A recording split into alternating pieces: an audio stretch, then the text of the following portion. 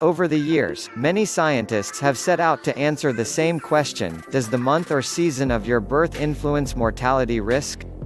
A recent study takes a deeper look at this query. Scientists from the United States, Sweden, Germany, Austria, Denmark, Lithuania, Japan, and elsewhere, have investigated this topic. Some of these earlier studies concluded that, in the Northern Hemisphere, people born in November have the lowest risk of overall mortality and heart disease-related mortality. Conversely, those born in the spring or summer have the highest risk. This increase peaks in May. In the Southern Hemisphere, these general patterns shift by 6 months. Although scientists have spent a great deal of time and effort investigating this relationship, exactly how your month of birth might influence your future health is still unclear. Some scientists believe that the birth month mortality effect may have its roots in socioeconomic factors.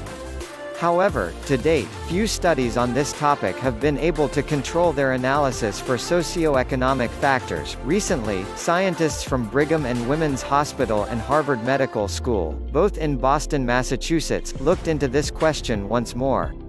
They published their findings in the BMJ. To investigate, the researchers took data from the Nurses' Health Study, which began in the 1970s. It involved 121,700 registered U.S. female nurses who were 30 to 55 years of age at enrollment.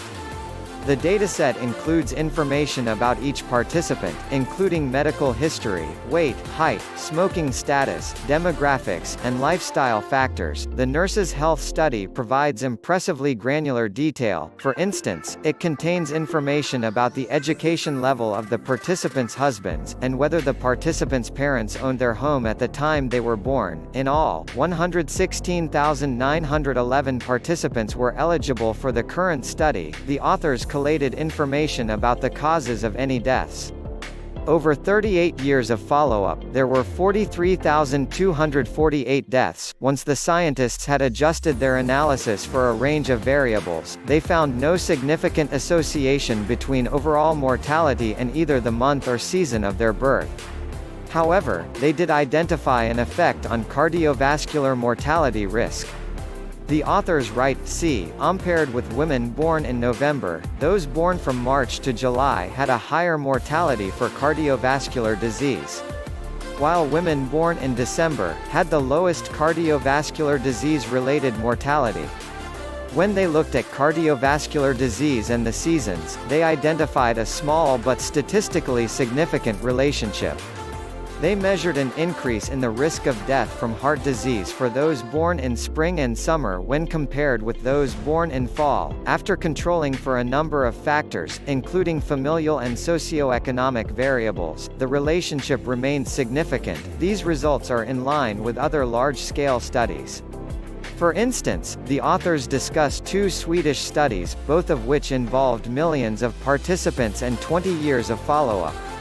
As with the current research, they measured the lowest cardiovascular mortality rate in those born in November.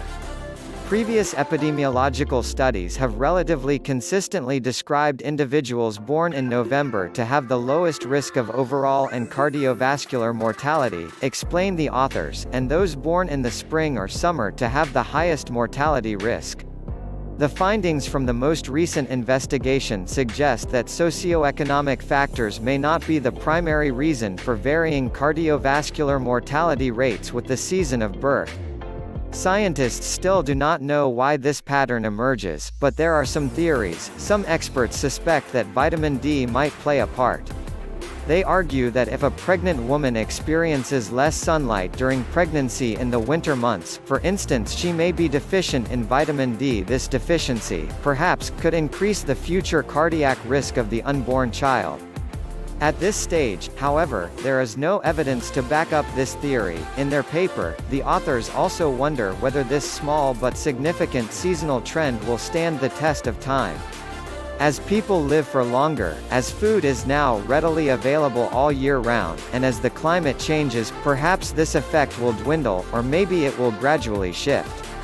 Whatever the answer, only time will tell. It is worth noting that there are certain limitations to the latest study. For instance, the research only included females and, although the team controlled for a range of variables, there is always the possibility that a variable the scientists did not measure was driving the relationship. With that said, the large dataset, detailed analysis, and agreement with other large studies make the latest findings compelling.